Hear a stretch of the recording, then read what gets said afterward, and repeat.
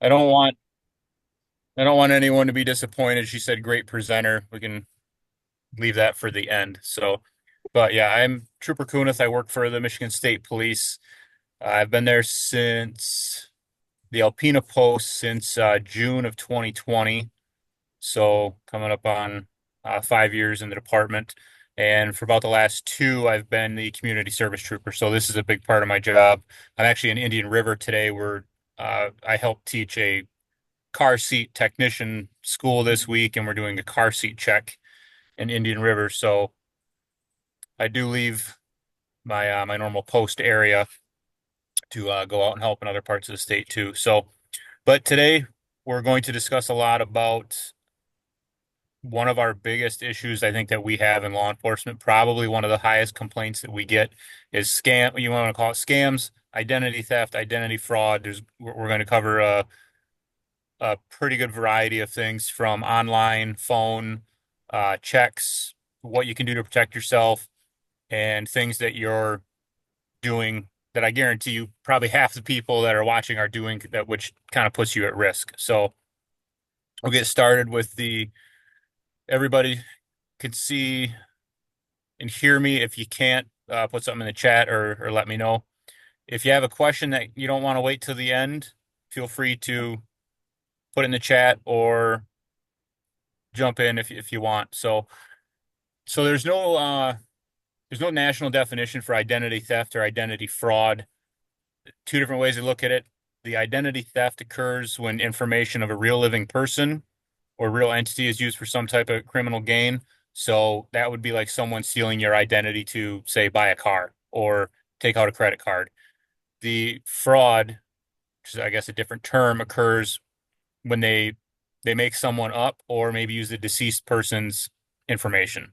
So which can happen. I haven't had one of those cases, but I'll give you an example of one where we had an identity theft. This was down, it was either our Metro North or South Post, so Detroit area. One of our troopers tried to stop was a Dodge Challenger. So they're a pretty fast sports car, depending on what model you have. Uh, the the car ran from him. He called for a helicopter. The helicopter tracked the car till it pulled into an apartment complex. Law enforcement converged on it. They ended up impounding the vehicle. They got a hold of the owner who lived on the other side of the state in Kent County.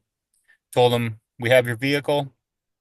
If you want to claim it, you have to come to the state police metro post to talk to us before you can recover your car.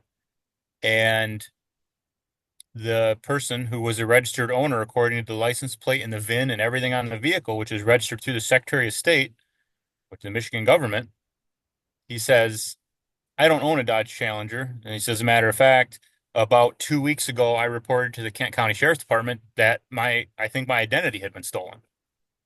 So finally, someone showed up trying to claim this car because it's a very expensive sports car. And person claimed to be the sibling of the owner. We can't release it to you. So finally, the troopers went out to the car that she came in, figured out who the suspect was, arrested him, and obviously he not only got the charges of flee and elude and all those identity theft charges because he was somehow able to purchase a car, register it through the Secretary of State. I mean, it was a valid registration Hmm. with someone else's name. I'm not sure how someone was able to do that and get that far with it, but the victim, I don't know if it was ever figured out how his information was obtained. And it's not very often that we have these cases that are local.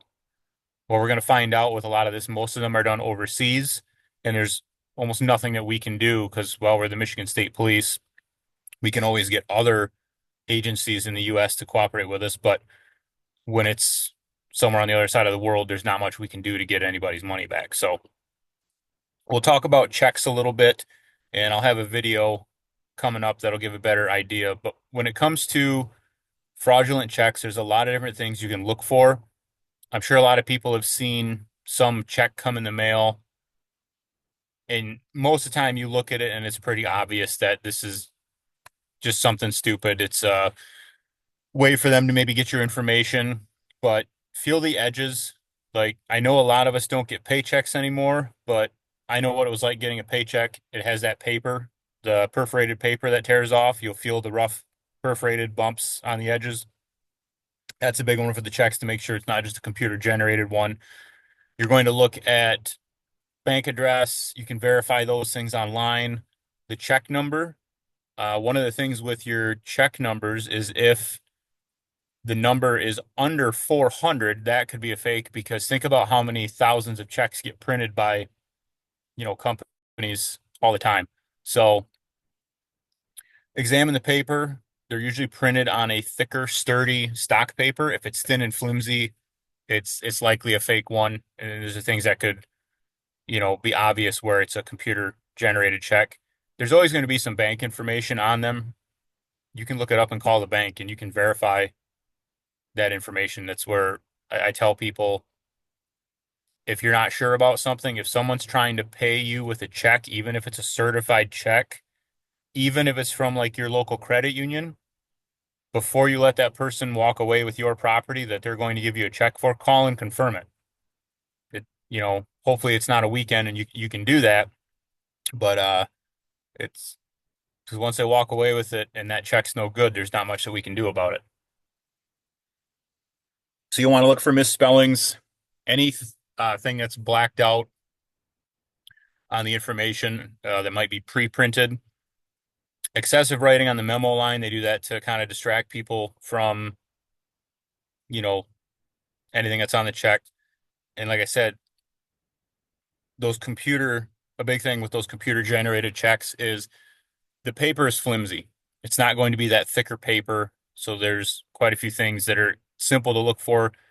This next video here, and I apologize, we may have an ad that might play for a few seconds because it's linked through YouTube, but this is a very good video that I found that covers all this stuff. So at least you have a visual to look According at to for this it. Cash App card I found, I'm Nurse Mallory Jones, and I'm about to buy this sweet dirt bike. Kind of funny, we had a scam related commercial. Avoid fraudulent charges Apparently, I can't with skip. transactional So, alerts on a sorry, we'll have Cash to App wait. card. Because if it's weird for real, it's weird for real.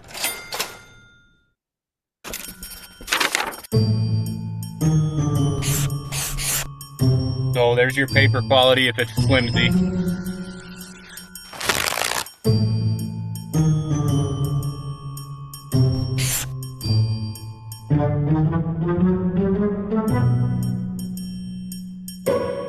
Hmm.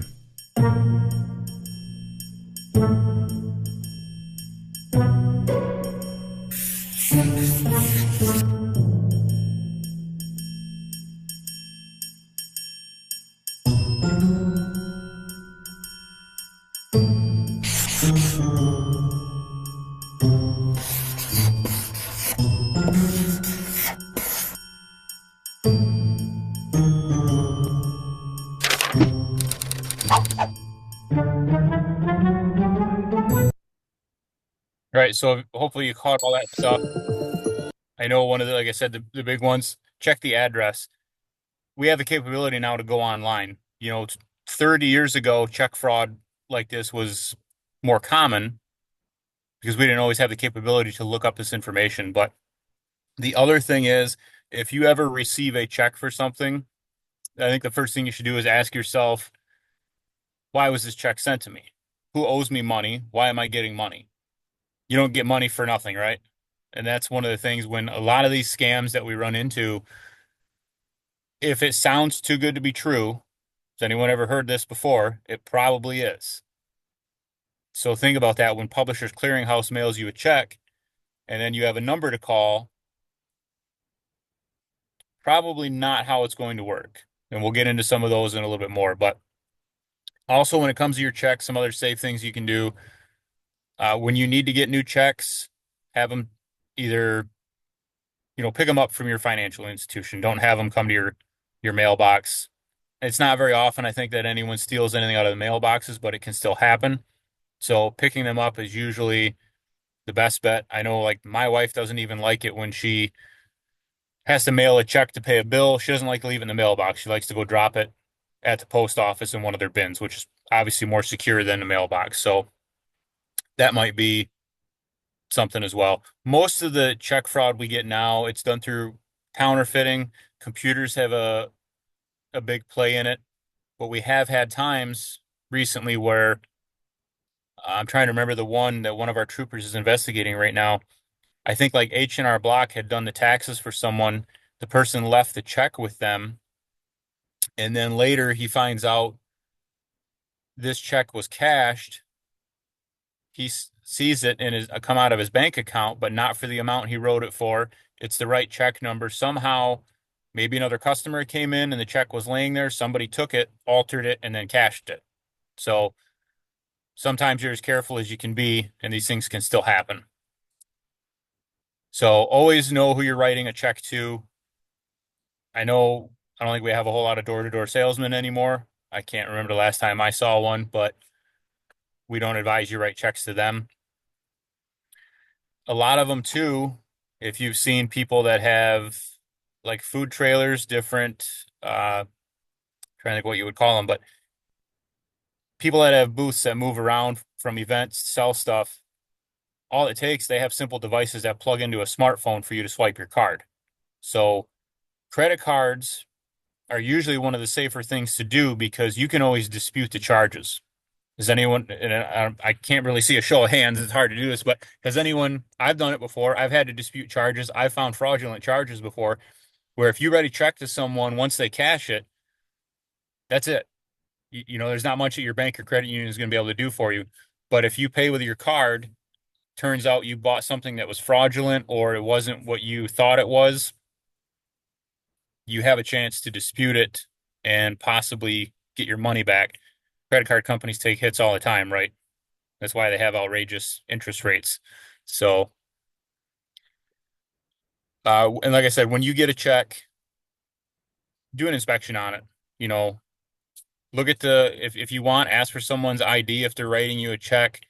I tell most people if you're going to sell things, people sell things online, like Facebook Marketplace is a big one. Cash is usually the way to go, right? You know, that way you have nothing to worry about. So unless it's counterfeit money, which at least around my area, we don't run into very often. So I just put this up here just to I always like to tell people when these people, these scammers, when they steal money, these are the things they're paying for. They're buying themselves nice things. I guarantee you, they're not using that money to pay their bills. They're criminals. They go out and buy expensive stuff. So we talk about some of these scams.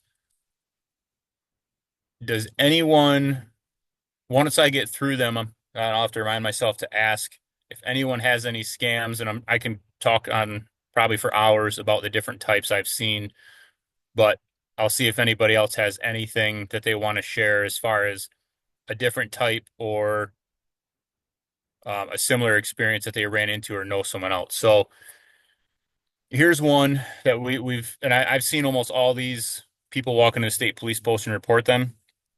So for this one's a basic one. Someone calls you claiming to be an investigator, that they ask you if you authorize some sort of an expensive purchase. This might be done through pretending to be through a credit card company or a financial institution. You know, they said, "Hey, there's this charge on your credit card. You know, we just wanted to check with you. You know, do we have permission to investigate this because it looks fraudulent?" And you know, it's one of those games that they play where they make you think that they're trying to help you. So you're like, "No, I didn't make this purchase." Well, okay, well, you know, can we investigate this? Yeah, go ahead. Okay, well, we need this information from you. Well, if you think about that, if the credit card company calls you, if your bank, your credit union, any of those places call you, why would they ask you for your date of birth, your account number, any of those things? They should have all that information. So if you ever get a call and someone wants your information, don't ever give that information out over the phone. If you make the call to your bank or credit union, they might say, "Hey, can you verify the last four digits of your social security number?" Right? That's a common thing. Verify your date of birth just so they know who they're talking to for their own, you know, whatever the kind of protocols they have. So But once you give that information away, when you look at this, then they can make purchases on your accounts. So don't give out your information to people that call you. The only time you should give out credit card information, right, is if you're ordering something. You call and order a pizza and you're going to pay with a card. Nowadays, if you know how to do it online, it's a lot easier. You order it online and you don't have to worry about someone else getting your information. So the next one example I give, the good old IRS. We all love the IRS, right? So you get an email from the IRS.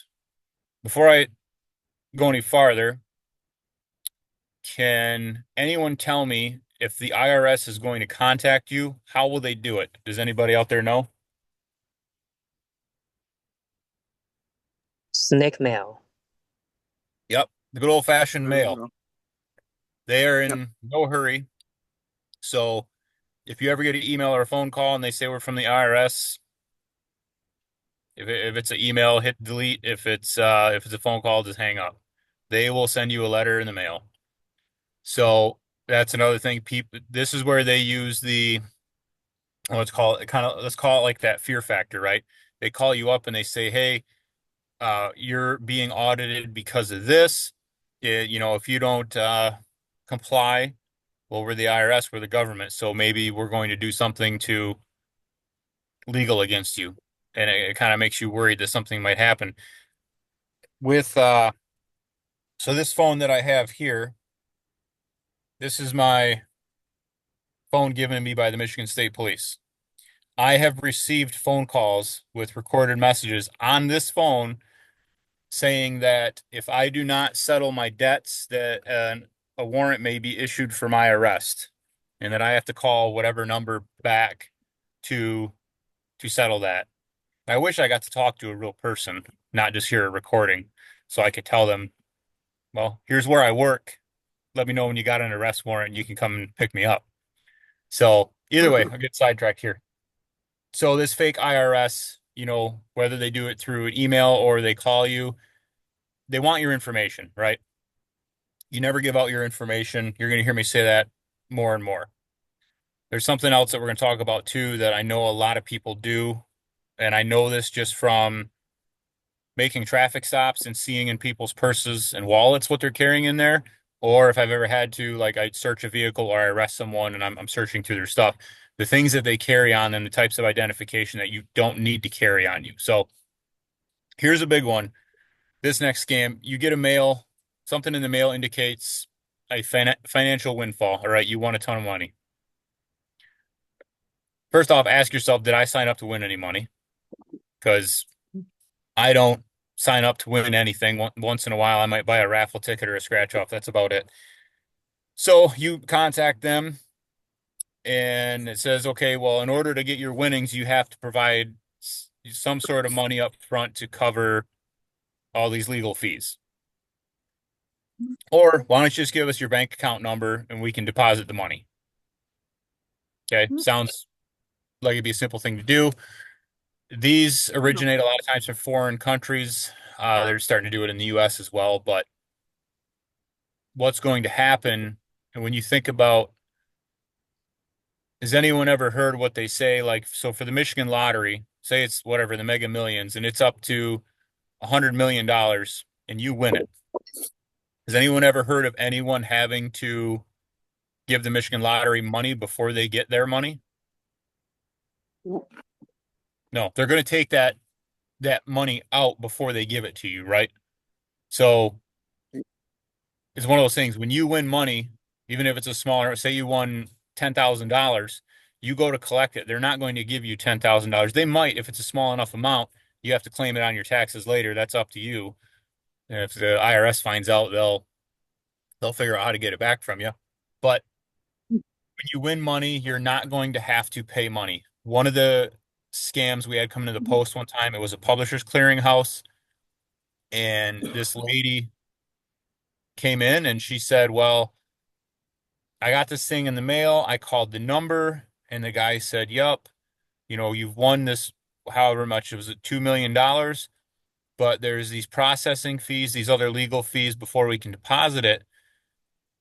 And let me ask any of you if this sounds suspicious, but the person on the other end of the phone said, The best way for you to make a payment for us is to go get a gift card. Yeah, it's a signal. So never, ever pay for anything with a gift card. Don't, if someone requests a gift card, it's a scam. There's no reason for anyone to ever do any type of scams. We have had people who panic where they think it's their bank calling them and they say, hey, your account is currently locked because of fraudulent activity. It looks like someone tried to access your account and get your money. That stuff can happen. However, they say the only way we can transfer this money right now because your account is locked is you need to go down to Walmart and get us 10 $500 gift cards using that account or whatever account you have. And then you give us that information and we can deposit it into another account. So when you do a gift card, to help understand with that, it works like a credit card, right? A lot of us have had gift cards, gas cards, whatever you want to call them. Once that gets swiped, it's like cash, it's gone. You cannot dispute it. There's there's nothing tied to it, right? There's no You don't have an account. Nobody has an account that's tied to that card.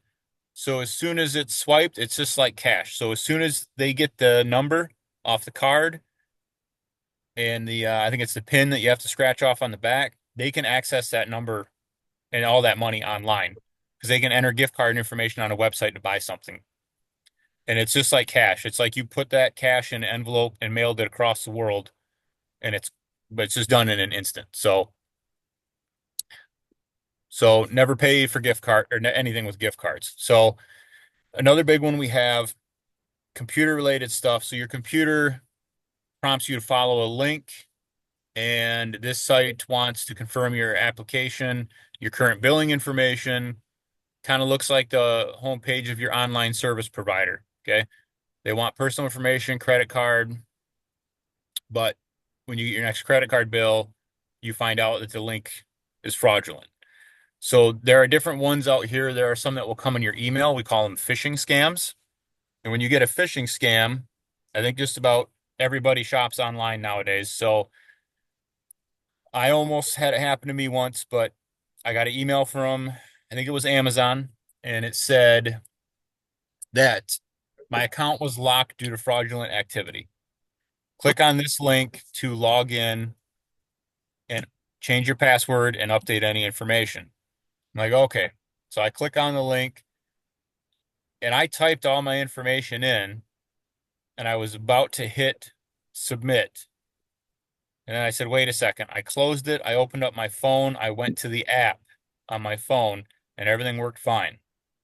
There was nothing in that app saying that I had some sort of fraudulent activity. So with that phishing scam, it will take you to a website that looks almost identical, to whatever site they're trying to represent, whether it be like eBay, PayPal, one of the credit card companies, anything like that. So if you're ever in doubt, don't click on a link because you don't know where that link originated from. If you maybe think you need to change the password for how you log into Amazon, use the app on your phone or go directly to the Amazon website. So this next one, this isn't something that we get a lot of, but these still happen. This example is just like, maybe you're doing a garage sale. It could be something you're selling online and you're meeting in person to sell the item. They ask if you take a certified check. They show up with this check that looks like it's certified, made out to you in the amount you want. They leave with your property, whatever it is you sold them. Then by the time you get to your bank, they end up telling you it's a computer generated check. So it's one of those where if you're able to contact the bank, if it's not on a weekend, I would do that. Or you could just tell the person we're going to have to wait. If you're paying with a check, we'll have to wait till Monday when we can contact the bank.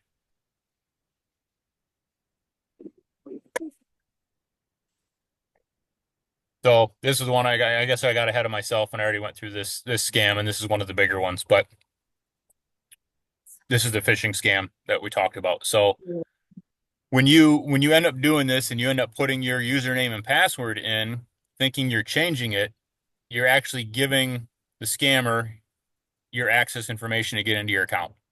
So when you think about, well, what else is in my Amazon account? Not only your personal information with your place you like to have, your shipping address or whatever, but also your probably your credit card information, could be debit card. That's the other thing when I said before with credit cards, when you do your shopping, when you're going to pay for things, I suggest you use the credit card because that money is not coming out of an account, right? You haven't been billed for it yet. When you use your debit card, it comes right out of your checking or your savings account. So the money's gone. And it's a little bit harder for the credit unions and the banks to get that money back, whether if you just paid, with your regular credit card. So that was the last scam that I was going to talk about here. I might bring up one or two more, but does anybody have anything? Yeah, Jackie just put in the chat UPS messaging saying unable to deliver mail or packages. Yep, ignore those. I get them on my work. I had three of them on my state police phone this week. Text messages. So you can report it as junk. A lot of times there's a way to report it as junk or as spam. But yeah, ignore those. I don't know what they're going for, but more than likely you're going to click on that link and it's going to want some sort of personal information. And then they'll be able to use that personal information to make purchases. So not a lot of I people had do one. it. You have one? Yeah, sorry, excuse me, Okay. Jerry Crawford. I had a gentleman wanting to buy a boat from me, and I took a deposit check from him. And then at time of closing, I was just a little bit too smart, I guess, but I went and found out that he went and closed the account on the on where the bank account, checking account that he had it on. And the branch manager wouldn't allow me to enter into the transaction because he told me that it was between the bank and the other fella. So we waited till they wanted me to co-sign all the checks and close the deal for me to present the check to him and tell him that, hey, you closed the account on this. And I guess I should have turned him in. Someone told me later on in life that was fraudulent. Go ahead. Yep. Yeah, when it comes to financial crimes, if you knowingly write a check on a closed account or you knowingly write a check that has no funds in it, that it's not, those are crimes. And depending on the amount, they can add up to a felony, or if someone does so many fraudulent checks, like what we call a non-sufficient fund check, which I'm guilty. I did that once when I was younger too, because I don't do math very well. But when it comes to balancing my checking account, but if you do so many within, I forget how many days it is. We don't get a whole lot of these anymore. Then it becomes a crime, or it might be a higher crime. So It was 30 days. 30 days. Yeah, I had the check for 30 days before he called me up and he wanted to close on the transaction. And it was Okay. that just an hour before we were going to close, I went to his bank to cash it and see that it was good, and they gave me the bad news. Gotcha. Thank you, So, sir. yep, you're welcome. When it comes to your credit card, I mean, you sign the back of it. You could put something that says check identification or CID on the back. Most time anymore, you don't have to hand your card over to anyone for the purchase, right? We're swiping it, tapping it, or inserting the chip. So when I've talked to my credit union, they've always said the most secure feature on your card is the tap feature. If everybody knows what that is, you just tap it against the reader. The next best is using the chip, and then obviously the worst one is the swipe, because that's when you're using the magnetic strip. We'll talk about that a little bit more in a little bit with how those work. So with your credit reporting, you can, make sure that any of the This is credit your, companies that you're using know any changes need to be made by you, whether it be probably through like an email, also with like a telephone confirmation. So you're not, we're never making changes to our accounts, right? I don't. I've had the same savings and savings account since I was about 8 years old.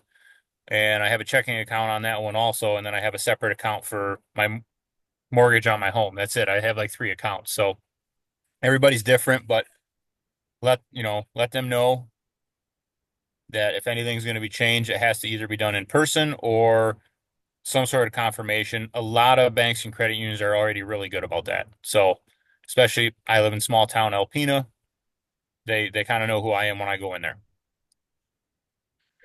So the next thing, nobody has to pipe up if they want to, but I can probably guarantee you there's at least half of the people that are listening right now carry their social security card on them like it's their driver's license. If you think about it, when was the last time you needed your social security number? You don't. I always tell people don't carry it because it is a very big form of identification, right? That's given to you at birth, that stays with you the rest of your life. So somebody gets a hold of that and starts doing fraudulent things with it. It's not good. You just keep it locked up in a safe at home. There's no reason to have it. Hopefully you have the number, memorized if you need it for any kind of form. So the other thing too, you can make periodic inquiries with credit bureaus. Always question anything irregular, review your statements, and when you see anything, say something about it. So closing dormant accounts is a good thing. So if you have an account that you're never doing anything with, you should probably just close it because if you're not watching it often enough, that's where fraudulent things could happen, and then you may not see it for a long period of time. So Would you you also can, suggest like freezing your credit line? You know how you can like if you're not buying a house or a car anytime soon, like you know how you can put like freeze it so then no new creditors can open a credit card or anything on your line, like on your credit? I guess I'm not sure about that. That might be something to talk to your financial institution about to see if that's something that they can do or if that can be done through like the credit bureaus because You we don't get can do it as many as yourself. we used to, but you used to always get the things in the mail to open up a new account. Every time I go to the line at Home Depot, do you want to open up a Home Depot account and save $25? Like, no, I'm buying $4 worth of stuff. I don't I don't need 20 credit cards. So I don't know if that's something that you can do. If anybody's done that, let me know. Curious to hear about it. Yes. So you have now, how did you do that? Are you hearing me? Yep. Someone said It's yes. been a while. Okay. Yes. And you have to call the different places and then you just go through what they tell you to do. But we've had it done for years and it's you can have like if you now want to buy a new car, then you can go in and open that for just the time it would take. Okay. Say Uh, yes, and then it'll close right back up again. So Okay. I'll have to do I mean, Google it. It's probably the best thing. Google it and see. Yeah. okay. So I'll have to do a bit and of it research it's because that's probably something valuable for me to add into this. yeah, Okay. Well, thank you especially for older that. people. Yeah. You're welcome. But if you're not buying Yes. stuff very often, you should probably have something like that set up. The other thing is you get one free credit report a year, free creditreport.com. And the three different ones, there's Experian. So if anybody wants to use their phone, take a picture of this, I can go back to them if you need me to. But you have Experian is one of them. TransUnion is the other. And then the last one is Equifax. So these are all your credit report. This is where your credit report comes from. So look into those. You can go online, and they're good things that you should do, you know, once a year. Next one, when I talked earlier about the best way to use your credit card, skimming. I don't know if a lot of people have probably heard of it, but this is where they copy the magnetic codes off when you swipe your card off that strip. It can be done at any place where it can be swiped. That credit information can get copied and then they can actually place it onto other cards using simple electronic equipment. And what these guys will do is they'll have it posted somewhere for, a couple months after a few hundred cards, thousand cards, whatever have been through, they'll go back and collect it and then they sell it, online, dark web kind of stuff. So I have a video This one here is at a gas pump, which is probably where a lot of them happen. Now they've made a lot of changes to the readers, so like this one, it'll show where the fake reader just slid right over top of the real one. And a lot of times, all people would have to do is just grab and pull on it. So if you're ever in doubt, if you see one of the old ones where it kind of sticks out, it protrudes out from the uh, from the ATM machine or the gas station, you can grab it and kind of pull on it a little bit because it's just an identical one that's like a cover. It just slides over top of it. But this video is Bison Profab's Amada once we get to it through the ENK ad, I M2 Series apologize. turret punch press uses the latest technology to process full-size sheet metal. The M2's drive system combines the simplicity of the original clutch and brake technology with high speeds of the For whatever reason, it won't let me skip, even though it gives me the fastest hydraulic ram-driven systems. The result is unmatched performance, superior reliability, and lower operating costs. Our turret punch is able to process 10 by 5 Almost all manufacturers of pumps have their own unique manner in which to keep their cabinets closed. This is a special screw that requires a special key to get it open. There is a key that we do not have, only the retailer has. We have to go get this key to the cabinet from outside. We had spoken a little bit about affixing a serial numbered tamper-proof seal to the outside. You'll see them on many gas stations in several locations. You'll notice that you no longer have an exterior protruding credit device. They're now all internal, which makes it very difficult to put something over the outside of it. So these are just some of the upgrades that the manufacturers, retailers are trying to do to keep ahead of people who are trying to commit these frauds.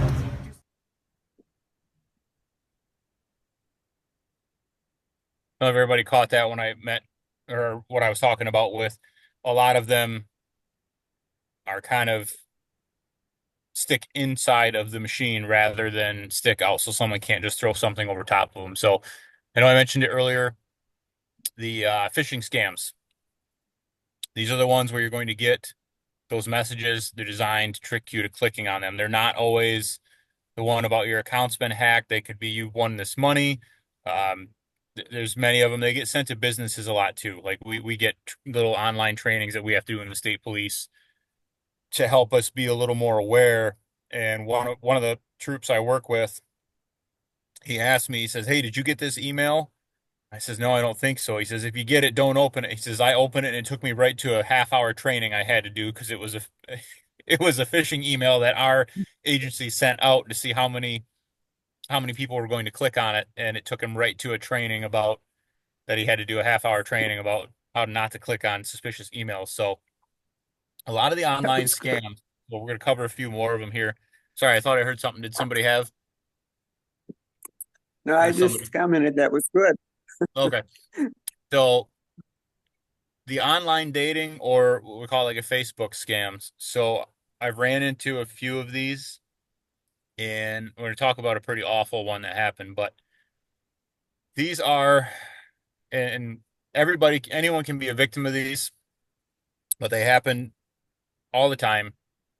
You meet someone online, you talk online, they fall in love with you, whatever, they want a relationship with you. They'll want to meet up in person. Not only it can be dangerous meeting up with someone you met online, right? So what they'll ask for is say, "Hey, I want to come and see you, but I don't have enough money to pay for gas right now. Would you be able to go buy a gas card or a gift card?"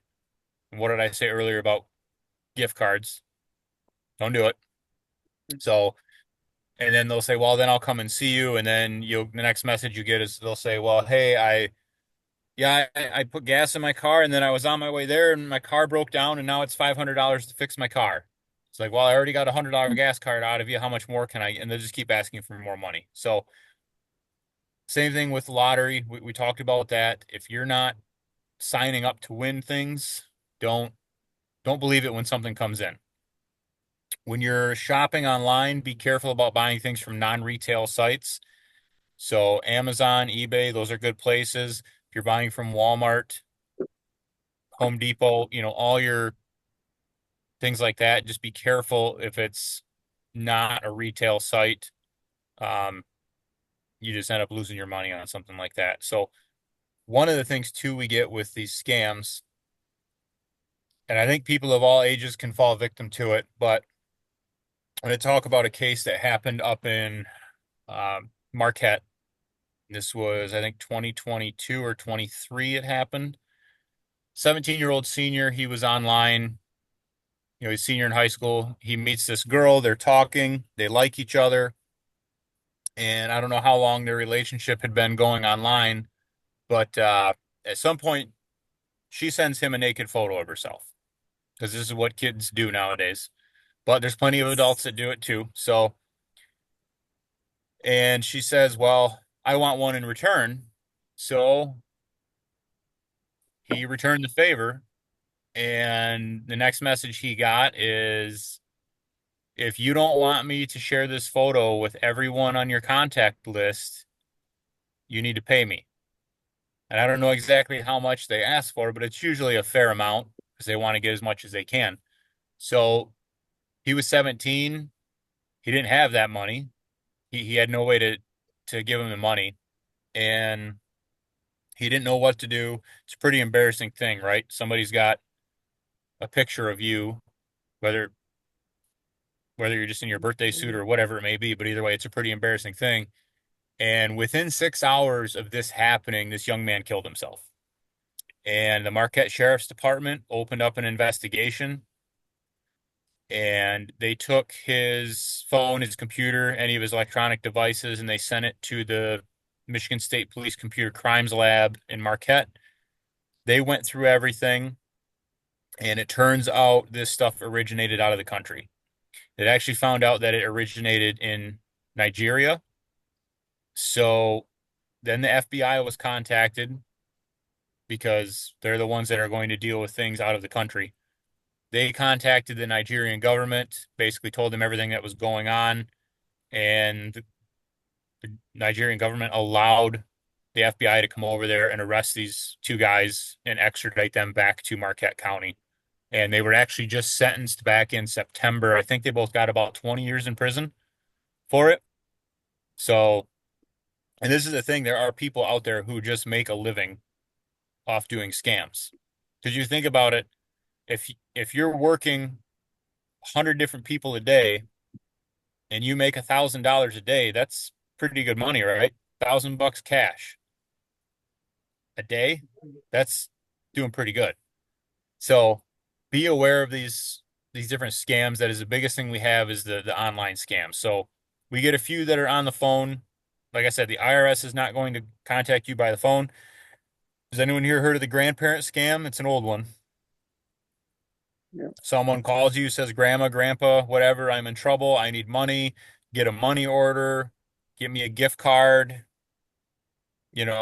Make sure you know who it is. Make sure you know who you're talking to. Telemarketers, I know they're still out there. I know they used to have the do not call list. I have no idea how you get rid of them anymore. So just screen your calls best you can and hang up on them. Or if you want to, when they call my work phone, I always answer Michigan State Police. I had one today, was coming out of, it was another country. I'm trying to remember where it was. I answered, I says, hello, Michigan State Police. How can I help you? They hung up right away. So you could always answer your phone like that, I guess. Are you seeing an influx of like maybe the grandparent scams or certain scams with AI because that's becoming more prevalent? We haven't in Alpena, but I know there's getting to be more and more scams related to AI because it's very simple. I'm trying to remember one of the troops I work with was telling me it only takes AI. You only have to say a few words, and then that artificial intelligence can replicate your voice. And you can find all sorts of stuff online. There's a good video. I think just about everybody knows who Morgan Freeman is. He has one of the most recognizable voices out there where it's him talking, but it's actually AI.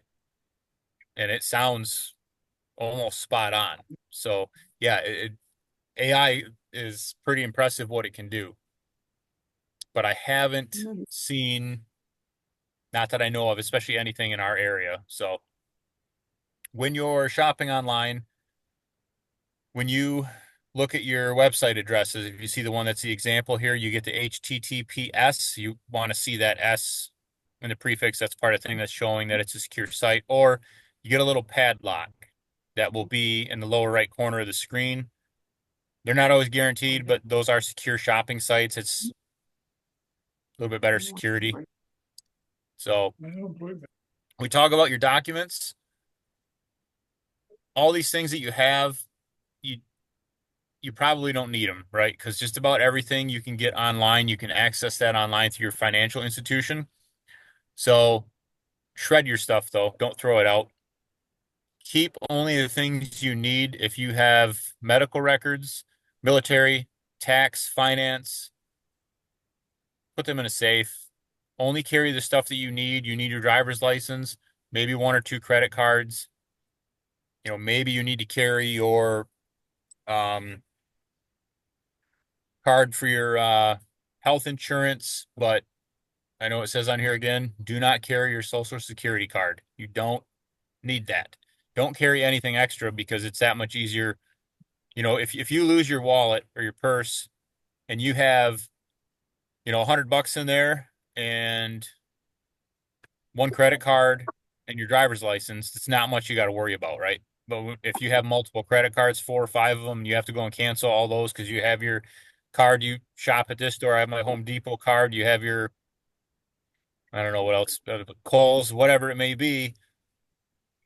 Now you've got all these cards that you need to replace, and it's just a little more of a pain. So we'll get through some of these top scams that target older Americans. This is what I found.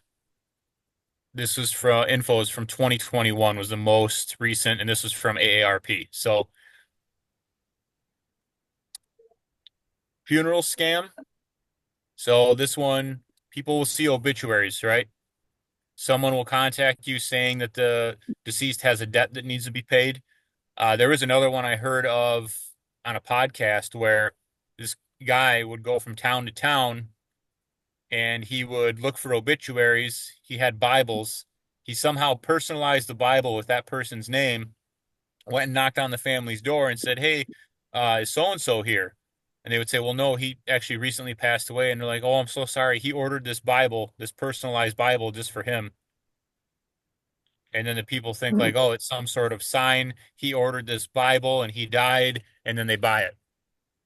And they pay whatever, extra money because it's this personalized Bible. I'm sure there's a special place for that person, but your tech support scams. If you get contacted, someone's pretending to be technical support. They want to fix malware or a virus on your computer or other device.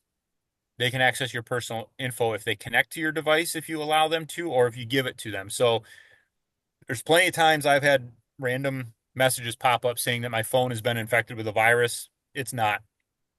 Most smartphones can't get a virus. So don't worry about it. Close it out, reopen it, power it off, back on. Everything should be fine. So, and like I said before, if someone contacts you, don't give out your personal information. The government imposter scam, we talked about these. They're pretending to be the IRS, Social Security, Medicare. They want payment, usually in the form of a gift card. Don't ever pay with gift cards.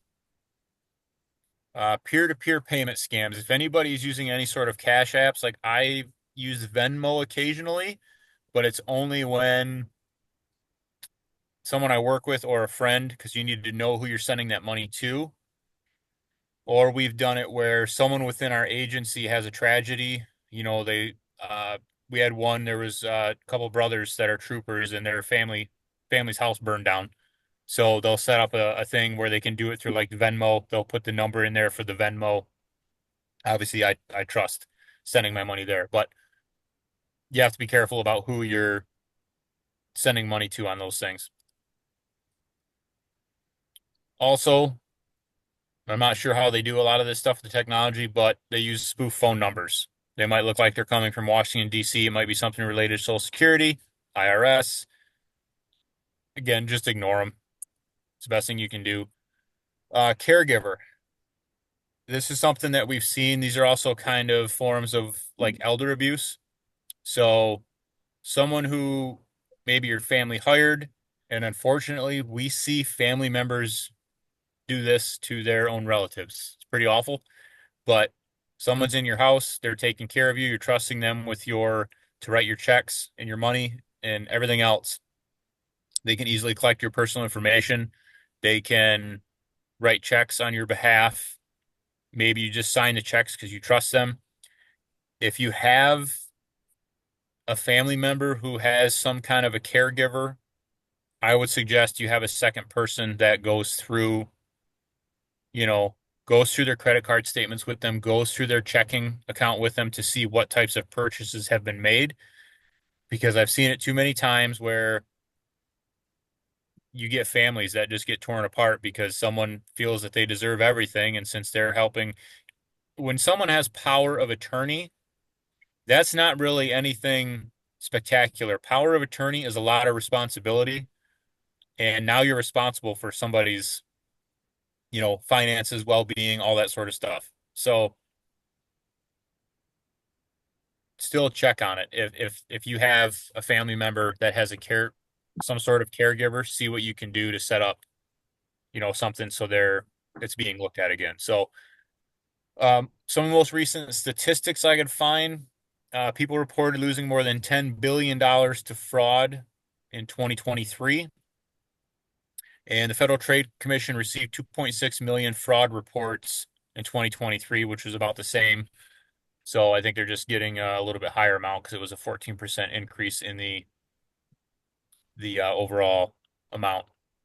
So if you're a victim, contact your financial institutions, whether it be through if you have a retirement, if you have credit cards, contact the 3 credit bureaus, and you can go to the local police department. Now, some of these that we run into, which, like I said, a lot of these online scams, there is absolutely nothing that we can do about them because they're being done overseas. So the best thing, even if you're not a victim of a scam, if someone tried to scam you and you didn't fall for it, this one here, this is the logo for the FBI's. It's called IC3.gov. So it's the letter I, the letter C, and then the number 3.gov. This is where you can go to report internet crimes. It's their Internet Crime Complaint Center. So I refer a lot of people to this. And like I said, it's the FBI. They have way more resources than any other law enforcement agency. So final tips, don't throw away your receipts, credit card statements, bank statements in any form, usable form, shred them. Don't give your credit card number out over the phone unless you're making the call. So if somebody calls you, don't be giving your credit card information out. So, and if you give card information out, like I suggested earlier, use a credit card, not a debit card. They're just easier to dispute those charges. Go through your bank account monthly. I'm guilty of not doing this often enough, but I try to every time I'm making a payment to my credit card. I try to pull up the statement, go through everything, and see what types of purchases are on there. I look for anything that's irregular. I mean, what types of purchases you have. And I'll give an example that threw me off.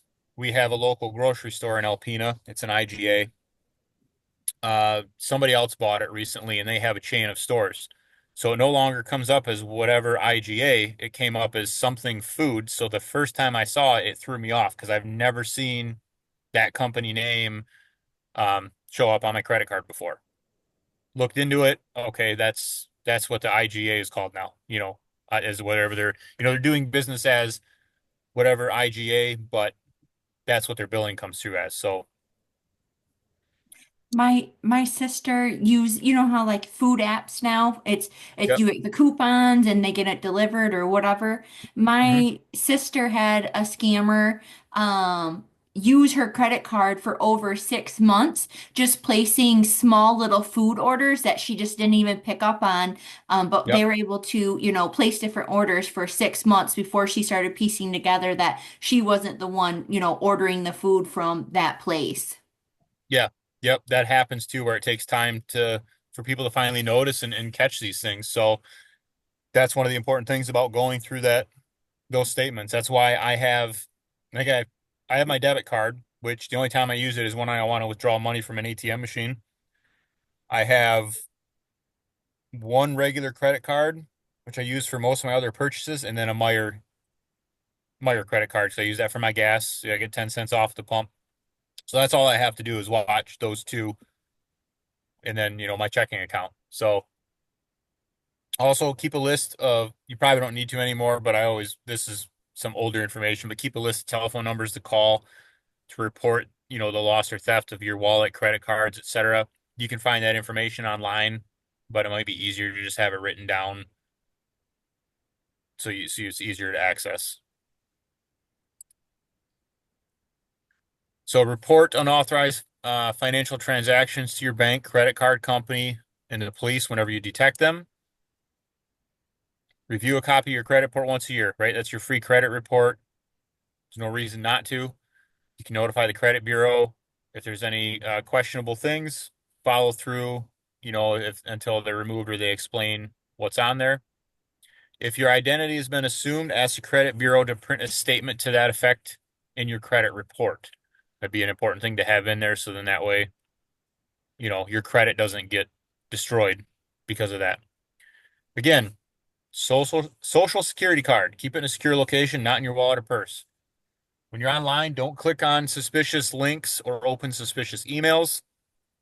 Never make payments or transactions with a gift card. What is one of the biggest things to detect a scam. As soon as someone says the word gift card, forget it. Never send money to receive money you have won or inherited. That's not how that works.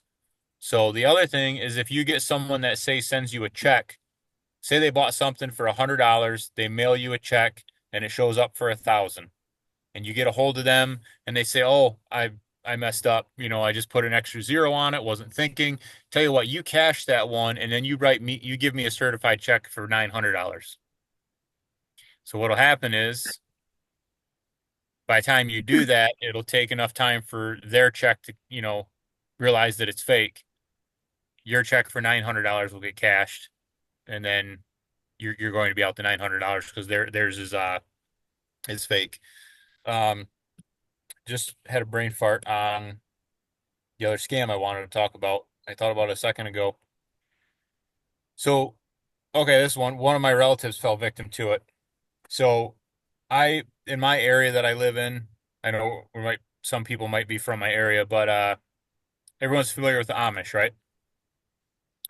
If you try to contact the Amish, their businesses usually have a landline phone. Has anyone ever heard of the Amish being online selling anything? All right, so I had a relative who was looking to buy a shed, and he was looking at some sheds online, and he ended up finding a company somewhere near my area that was owned by the Amish, and they were selling their sheds online. He said he even FaceTimed with this Amish gentleman and put a down payment on this shed. And when I asked him, I says, "Well, how did you make a payment for the shed?" And he's like, "Well, he told me they do all their shopping at Walmart, so he just asked for a Walmart gift card." I said, "Okay, so you mailed it to him?" He's like, "No, I emailed it." He says, "Well, I've never heard of any Amish ever being online on Facebook to sell sheds or have an email account. And yeah, if you were to send them anything, you'd have to do it in the mail." So, of course, the message he got the day that the shed was supposed to be delivered was, "Hey, our truck broke down.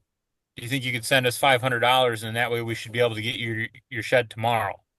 I told him, I says, "No, it's a scam." I was like, as soon as you emailed all the information on that gift card, that $800 gift card that you got him, the money's gone. You might as well just take an $800 and lit it on fire. So just be aware of those things. it can be hard if you find a really good deal. You might get excited about it, but best bet is to sit back and take a minute and look it over, look through your email, make sure it's not a scam. Maybe call someone. You call a state police post, right? We have people call and ask us questions all the time. I would much rather spend 5 minutes on the phone with someone and tell them about how to avoid a scam or tell them that what you're facing is a scam than have them come in and say, I'm out $2,000. I need to file a police report. And now I spend my entire day on filing a police report, maybe doing search warrants, trying to figure out where this money went just to find out it's overseas, and I turn it over to the FBI. And they're never going to get their money back. If you fall victim to an online scam, there is, I think, like a 99, probably higher than 99% chance you will not get your money back. It's unless your credit card company is going to reimburse you. So I think that's about all that I have. I know I could ramble on forever about this stuff. Does anybody have any questions about the stuff we covered?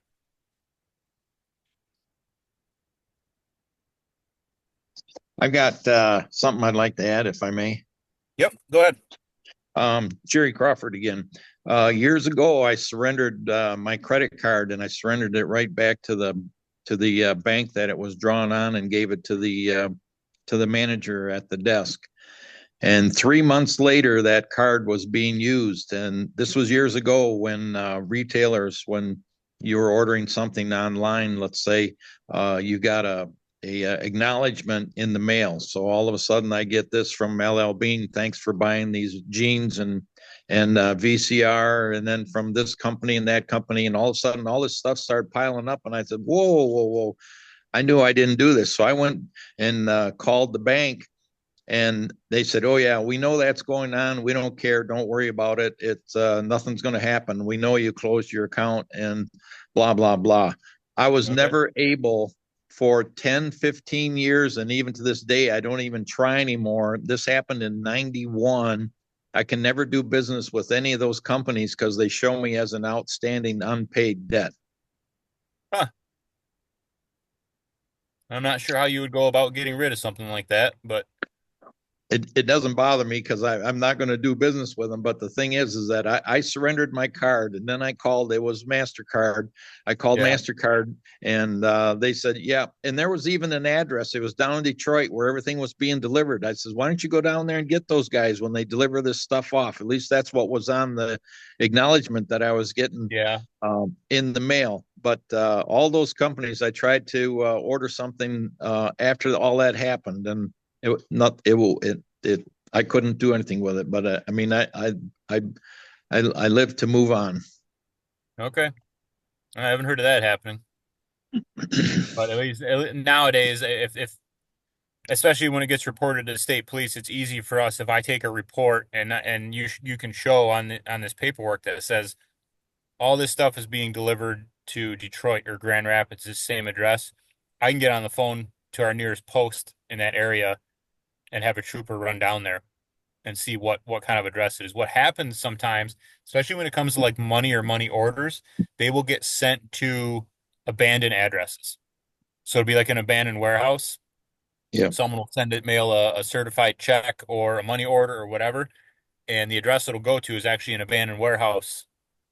And the suspects just sit up the road. They wait for the mail truck to go by, because the mail truck never stops at that address because it's abandoned, and they throw an envelope in the box. Mail truck drives away. They run up, grab the check, and they're gone. And it's always in an old industrial area. There's no cameras because everything's shut down, and there's nothing there anymore. Can't blame the mail carrier. They're just doing their job. But it was probably something similar to that, where they just deliver it to a vacant building, and the suspect sits up the street, waits for the package to get delivered. They run up and grab it. So my real issue was with the bank when I surrendered my card, and this happened like 3 months later. It had to be stolen internally then and numbered, and somehow I from then on I just don't know how I would close out my checking account, or not checking account. It was a charge card. And they just didn't care. They just didn't care. I guess there's always the possibility it was stolen before you surrendered it and it just hadn't been used yet. So well, it was 3 months after I surrendered it. It started being used. Okay. Yeah. Well, and when did that happen, you said? It was back It was back around the early 90s. Wow. That probably didn't happen a whole lot. I think someone would actually have to physically get a hold of your credit card to do it in, do that in the 90s. So yeah, that's interesting. It's an interesting story though, how that happened. But all right, does Thank you. Yeah, Thank you anybody for have anything else? your involvement. Yeah, Jackie said, absolutely. having to pay postage a second time on packages at the post office. Post office in my town mentioned they receive 5 to 10 packages like this a day. So the post office asks you to pay extra postage? Is that what it I, says? oh, so this is Vicky. So I got a notice in my mailbox, you owe postage on this package. So I go to the post office and it was something I legitimately ordered, but I Okay. had to pay the postage a second time. And it wasn't a whole lot of money, but he was telling me, do you know we get like 6 to 10 or whatever it was packages a day like this? Are you people aware that? Because the person before me had the same thing. It's Okay. usually something ordered through Amazon. No, I've never had that happen. That's the first I've heard of that. So Jackie, you're saying that you ordered something from Amazon and they wouldn't give it to you until you paid the postage because it was shipped to you, but it wasn't. So it was something I had ordered like for my granddaughter for Christmas. And it was a legitimate package, but I had to pay the postage that I already paid online through Amazon a second time. Gotcha. I've And he got was telling me how many uh, they get. I have gotten messages, text messages from the post office that says I owe additional postage, and they're just fishing for your credit card number. Yep. But you actually went in, Jackie. You went Oh yeah, into the lady before me had the same thing. Hmm. One of the times he was telling me that it's some scam. They get sent to a place in Chicago and it's not a legitimate address. Yeah, he was a little irritated the second time I went in. Okay. I guess maybe next time in a post office, I'll have to remember to ask them about that so I have a little more information on it. So I've never heard of that happening. And Jackie, that was in Alpena, right? No, I live in Lewiston. Oh, Lewiston. Okay. All right. Oop, I have to go, but thank you very much. Yep, you're That was welcome. Anybody have Thank you. very anything useful. else from anyone? Can we view this again? Yeah, we recorded it. I will send it out. Who asked that? Jane? Oh, Jane. What was your last name? Filkins. Oh, fuck. Can you put your email in the chat so then you can even do it just privately so I can send it to you? Sure. Thank you.